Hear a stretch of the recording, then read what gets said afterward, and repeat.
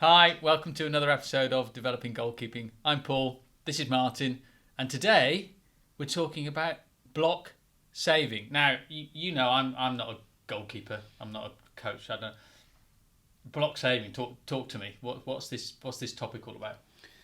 It's a topic that I think we feel has only been around a few years, but it really hasn't. It's been around a long time. One goalie comes to mind, Pat Jennings. Pat Jennings used to have a real art form to this a long time ago. But for some reason we feel since Peter Schmeichel was the main one that kicked this off, coming over, playing handball and stuff and blocking the ball, but it's been around way before. So that's the old. Okay, right, yeah. Yeah. Okay, So right. So basically, what's happened is, Peter Schmeichel's come over with a handball format, if you like, and it's become an art that we've kind of slightly adjusted, if you like. I'm saying us as in me, as in the goalkeeping world. And there's a real art to this now, like a real art where I could spend three days a week doing stuff like this, in a full-time environment, because it happens so many times in games, Right. 1v1s and through balls, second shots. So if a shot's happened and they've dropped it, they've got up, they might have to then go in and block.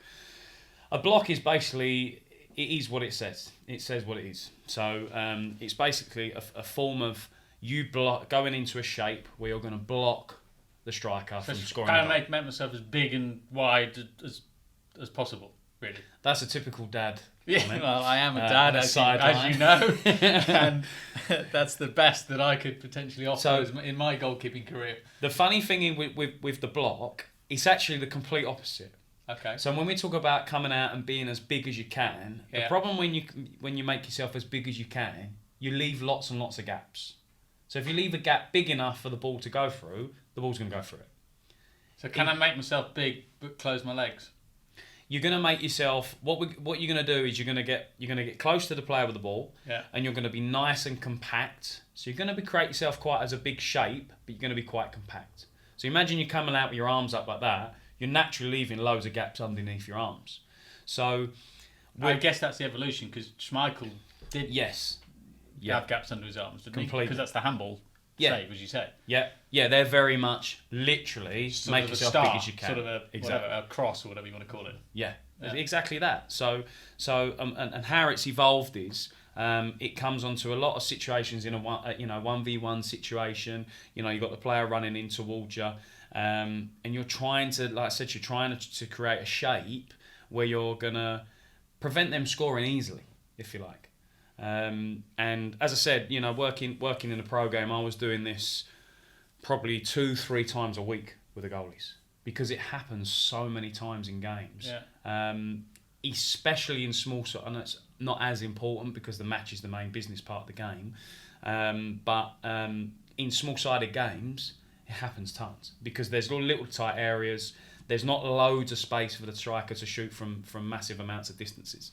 So the main things for me on this is with block saving is trying to prevent, as I said to you, prevent a shape where you're not gonna leave loads and loads of gaps. You're then gonna work on the distances. And one thing I relate, especially with the kids now, because they know who Boris Johnson is, when we talk about social distancing, we spoke about that 1 metre distance rule. Trying to speak to them about the social distancing. So make sure they can get a good distance apart from the striker that's got the ball, but not too close and not too far away. The problem if you get too close is, if you're too close, you give yourself, as the goalie, not a lot of reaction time. And the second thing is, because players are so clever now and they're so wise to referees giving penalties so quick, if you're too close to the player, players can quite easily now leave their leg against you, fall over and get a penalty. So what am I? Which 2 meters max? That So distance? I would look at that metre distance, because if you're too far away, you're still leaving gaps to the side. And the famous the story, I always remember this when working at Tottenham doing the under 21s at the time. It weren't 23s, 21s. We had Danny Rose. Danny Rose came in from Leeds.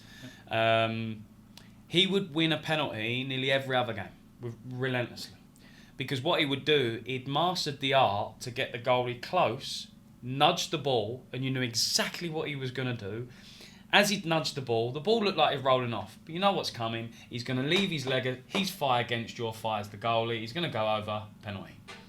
And it was hilarious because as soon as he started to go 1v1, I start like a weirdo, smiling on the bench going, we're going to win a penalty. And he goes, but he might score. He ain't trying to score. He's going to win a penalty. Watch.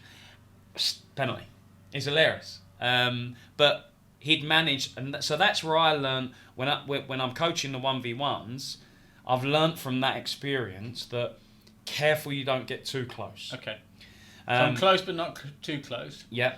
What about my shape?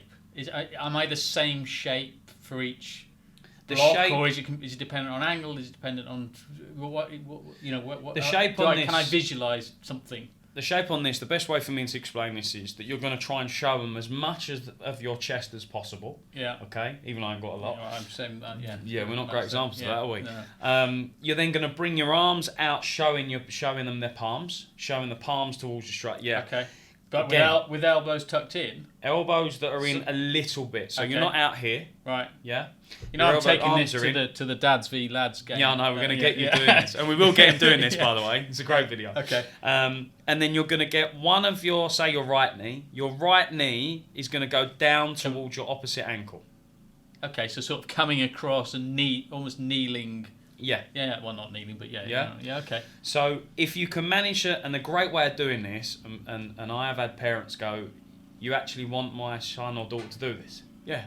Get a mirror and look at it yourself. So if you've got a mirror at home on the wall. If my wife comes in and you're doing sees me doing that in front of the mirror.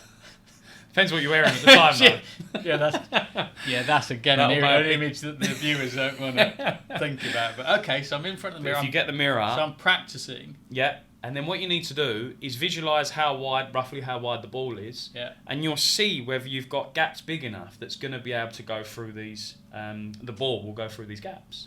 So it's saying, how do I learn about block saves by not physically being on the pitch? There's a way of doing it. People go, oh, I might doing that. Okay, don't do it then. But for me, it's that little 1%. So I suppose that's then muscle memory. Joking aside, if you are doing that exercise on a regular basis, you're going to get to a point where your muscle memory says, okay, this is the block shape, this is where I need to go. It's going to become a natural thing to do. It's natural instinct all of a sudden then. Yeah. As opposed to, what was that? Oh, yeah, I've got to get my butt, because I'm thinking, by the time I think about it, I've got to do that. The ball's past me. Completely. Okay. So that's one thing I would do is look at it into a mirror. Yeah. And I have to share this. I have had some pros do it, and they've sent pictures of them doing it, which again I can't really share. And they're like, "Look, I'm doing the block." I'm doing what you told me. Okay, fine. You've taken that to the complete another level. Yeah. Actually, how would they? Presumably, someone else took the picture, because if I'm in the correct position, I can't hold the phone and. No. Again, I can't say too much on this story because it's it goes way too far, and this is a PG. But yeah. So one thing is that. The other thing is looking at the distance, and the third thing is the timing. So one we've spoke about. I call it the presentation. What we've just gone through, the look of it. Yeah. The second thing is the distance. So. If you're too close, there's going to be a time where you don't give yourself enough reaction time, and you're looking at a potential penalty. But if you're too far away, they're still finding gaps. Ways to do this is measure it out and experiment. The best thing about goalkeeping, you can experiment till the cows come home with so many different things. Yeah. And I think sometimes we're fearful of trying something different. That's what training's for. Training's not to be so rigid and you have to do the same. I see coaches sometimes doing the same stuff every week. And you're like, you're bored, I'm bored watching, but more importantly, the goalie's bored. Change it, mix it up. So, for example, if you're going to mix up the block save, you go right knee towards your left ankle, and you're kind of mastering it. Yeah. Now do it the other way, which is like now right in with your weaker hand. It feels awkward as you like. But actually, does it, on that point, if I'm to the right of the goal, am I effectively putting right knee down? If I'm to the left of the goal, left, or actually doesn't it really work like that? There's one goalie I've worked with at at Fulham, Jesse Geronan, who just naturally it was part of his warm up. Right knee down to the left, left knee down to right, and he would just do it like that, boom, boom. It was unbelievable. Is there an advantage to be able to do both? I believe so. because if they're coming across your body that way and you can drop your right knee down, you show more of the body. then more of the body. If it's the other way and you can drop your left one, great. So I would highly recommend, even with the pros, I'd highly recommend working on both legs, definitely.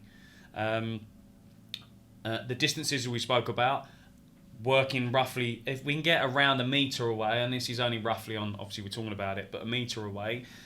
And then the last thing would be the timing. Now, I had a goalie show that's what me. I'm thinking. When do I commit? Yeah. 'Cause I've done my practices, I've done my mirror, I'm good, I've got the shape. Yeah. I'm coming out, there's a striker coming towards me. If I commit too early, I'm down, I've got my perfect block, but he's past me. Yeah. If I commit too late, I'm back. The ref's blown the whistle. It's a pen. So that's for me. Yeah. What's that? What's the trigger? Or is that just practice? With the young goalies, I try and tee it up that they fail at the beginning, but then they understand why they've failed. So they're almost doing it too late. Yeah. So you're going right. So they're going to go down. Right. So they're going to go down in that shape. Yeah. But the striker's 8 yards away. So naturally, if they drop down, the striker's just going to chip them. Yeah. But then they're trying to work it out. Well, why have they scored? Oh, they've obviously scored because I've gone down too early. They've got to work this out themselves. Okay. So you're teeing it up for them to fail at the beginning. They work it out, and then we start going, okay, so now let's look at the time. We've looked at presentation, now let's look at the timing. When the striker takes a touch, and it's a big touch, say their touch is about a metre away from them now, that time that the striker's got to run from where they are to the ball, for me allows you to take another metre distance to get closer to the ball. The problem is when the ball, like a Messi, he keeps the ball so close to his feet, it's nearly impossible for the goalie to have an advantage to my moving up the line. Yeah. Which is why he scores so many goals. Yeah. On 1v1 situations. So I call it travelling time. So when they take a touch and it's out their feet, that's your chance to move up the line. Am I trying to keep that shape as I move?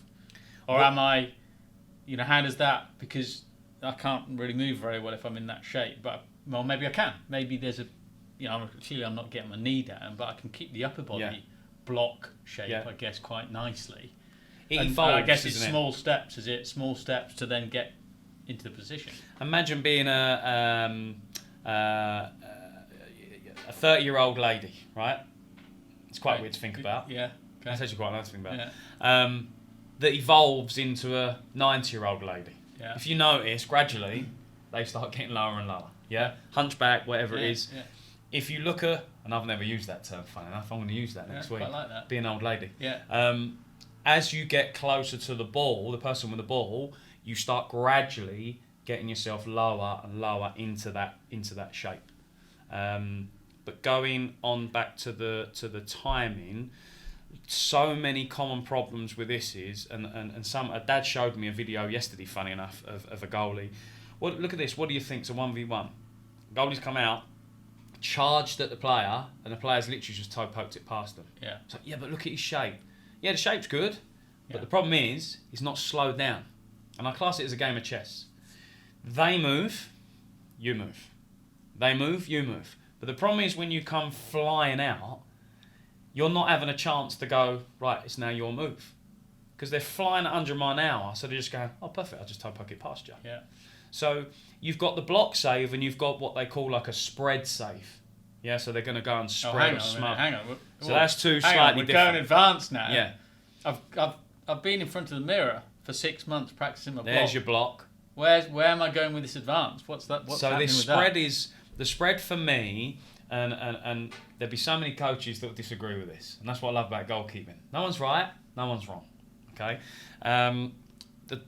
when you spread, for me, the reason why you come out and spread, which is a bit more go and make yourself as big as possible, is because I believe the goalie hasn't tactically moved up the line when I feel they probably could have. Yeah, so they haven't really got the timing right. So it's like a last resort of going, oh my God, I need to affect the situation and let's just go and spread. That's how I class it. Okay. So a spread is more of a wider stance, if you like. Joe Hart used to be excellent at it. He used to use it to his advantage massively. Yeah. The disadvantage with that is with the spread, and they're sliding along the surface, as you can imagine. If you're playing against someone like a Messi, and you come sliding out, because in his head he's just taken the dog for a walk in the park, while his feet are going 100 miles an hour. What's this idiot doing sliding towards me? What's he going to slide to me? Coming in, and he just goes to the side and nudges it past him. Yeah. That's a big disadvantage for me, okay, for the spread. But the advantage is, you've got an opportunity to go and spread yourself really, really wide and potentially block the ball. So the three things for me on that is, on the block save, presentation, distances and timing. They're the main things for me on the block save. Okay. But yeah, I love working on block save. Love working on it because I think there's so much tactical element to it. So I've got my, just to be clear, then I've got my homework. I've got my mirror homework. Yep. In a session, how do you introduce that in a session? Is there a session I can go out with my mate, with my brother, with my sister, whatever? Yeah. What's the best simple way to start to take my mirror technique onto pitch in a real simple way? Or maybe I need more than two people. Just to start to learn the timing, to start to learn whether I spread or not, to start to just understand. I get to start to improve the technique really. So a lot of the camps you do is I put out a little small gate. So the gate's probably, I don't know, a yard, maybe 2 yards wide. With what? A couple of cones or something? A couple of cones, a couple of what are they called? Jumpers. Jumpers, goalposts, yeah. Doesn't matter what it is. Right. I use anything. That's not important. The important thing is there's a gate you've got to try and protect. And you work within that gate, and the aim is that you try and just keep the ball out of the gate. So there's another way of doing the gate, wheelie bin. You can use a wheelie bin. And what I love about using objects is the ball either hits the object or it doesn't. Yeah. There's a truth behind it. Wheelie bin I love actually, because you got that sound as well, so it's pretty obvious that you can clearly hear. It's not, hey, it went over the post, the jumper, it's hit the object. Well, it takes all the opinions out. It's hit it. Yeah. The truth is that ball has hit that wheelie bin. Yeah. So it means that maybe you've left a gap. So we need to work on bringing the arms in or bringing the knee across. But is that my mate 20 yards away and he's coming towards me and I'm coming out, or is that me literally trying to protect the wheelie bin? Because it's kind of two different things here, isn't it? Yeah. So the first one, when you're talking about wheelie bin, the first one with the wheelie bin is protect the wheelie bin, which is looking more on the presentation. So it's sort of French cricket. Yeah. Did you ever play that? Yeah. You got a little cricket bat on the beach, and you got to stop. That private school stuff. It wasn't private school stuff. But maybe they do it in private school, but you've got the bat in front, and you try and throw the ball at your mate's shins. Yeah. Basically. Yeah. So I guess it's the same thing. We're using the block to stop the striker hitting the wheelie bin. Yeah. Okay. It's a. I'm not moving anywhere. I'm playing French cricket with my wheelie bin. Yeah. To learn the block. It could be, by the way, it could be a wheelie bin. It could be a table, the little small square tables. Yeah, nice. It could be that. Okay. I've done that at Fulham at the cottage. We were training at the cottage one day. I've seen one of the tables, brought it down on the pitch. Ground was going mad, and I'm like, look, I'm using it for this. All right, fine, carry on. Can't see any tables out. There's no tables out here actually, today. but no. But I'd use that sign. Keep off the grass. That will do. Yeah. Something where it can hit, so you can hear it's hit. Go right. You've left a gap. Yeah. With the distances and the timing, it's all about asking also your mate who's serving you, what do you feel when I'm coming at you? You're coming at me so fast. I'm just going to nudge. I can nudge it round you. Yeah. Okay, so what might I adjust then? I'm going to try slowing down. Then let's see what happens. Come out quick, slow down. What am I going to do now? Now I as the striker have to do something different. Yeah. Which again, I guess, is the other thing is that you can in that exercise, you can adjust what you're doing as a keeper. Yeah. But your mate can also, right, I'm going to come in quick. I'm going to come in a bit slower. I can. Yeah. So you as you're adjusting the variables. Yeah. I guess that's how you're learning to adapt the technique to what is going to happen in a real world game situation. Exactly. It's like we said on the other podcast that you've got to flip it around. Yeah. Become the striker. See, I love that. What's the striker Put think? yourself in their mind. And I've done this with a group of 8-year-olds. Right, you're going to be the striker. Tell me what you're thinking. What do you want the goalie to do? Yeah. We want the goalie to go off to Tesco. So you're right. Yeah. That's the extreme. What do you want him to do? I want him to stay on the line. Why? Because it gives so much space. Okay, perfect. What else do you want him to do? I want him to stand up really, really straight. Why? Well, I can just nudge it past. Easy. Perfect. Yeah. So what we're not going to do then? We're not going to stay on the line, and we're not going to stand up like a pencil. I call it a pencil and a fat little rubber. Yeah. To the young ones, so they can relate to it. I need to be more of a rubber. Don't stay on the line. So you're not going to offer up what you'd like them to do. You're going to flip it the other way. But the timing and the distances. The distance for me is now about making up ground as they're making up ground. Yeah. If you're allowing the striker to get 5 yards out from the goal line, you're still half a yard out.